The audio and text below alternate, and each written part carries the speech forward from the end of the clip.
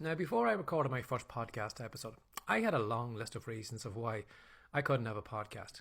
Now, at the time, I was working nights, and one of the things that kept me sane working 10 hours in our local store was podcast. It was the ability to take my brain out of this monotonous job that I had and go off and listen to other people's conversations.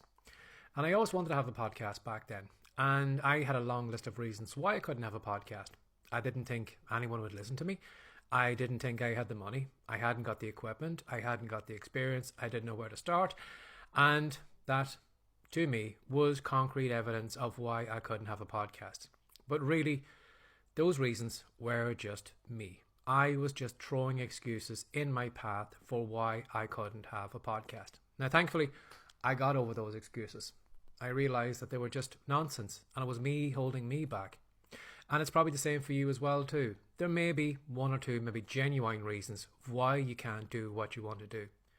But if you're honest, and if you face your excuses and look them in the eye, you're going to find that yes, they are excuses. That you could be doing whatever you're doing right now. And even if you have an excuse that might validate why you can't actually do it, you could be taking some small steps in the direction of where you want to go. But unfortunately, too many of us sometimes just throw loads of excuses in a way to block a path.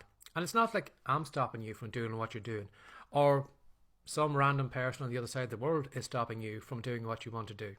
You can be guaranteed that the reason it isn't happening is you. You are holding you back.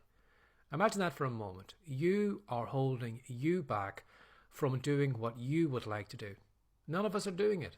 It's you doing it to yourself. So give that some thought today, and do look at the reasons of why you're not doing why you want to do.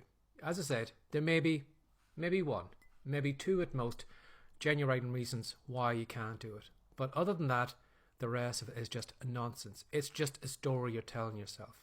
And I found that because I used to tell myself that story, and it was complete and absolute bull.